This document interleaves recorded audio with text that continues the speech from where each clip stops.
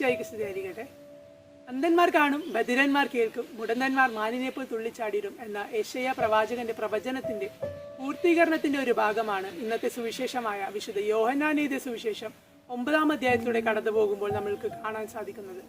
സുവിശേഷത്തിലൂടെ കടന്നു പോകുമ്പോൾ ജന്മന അന്ധനായ യുവാവിന് കാഴ്ച ലഭിക്കുന്നുണ്ട്. ഇതേ തുടർന്ന് ഫരിസേയർ ഒരു അന്വേഷണം തന്നെ നടത്തുന്നു.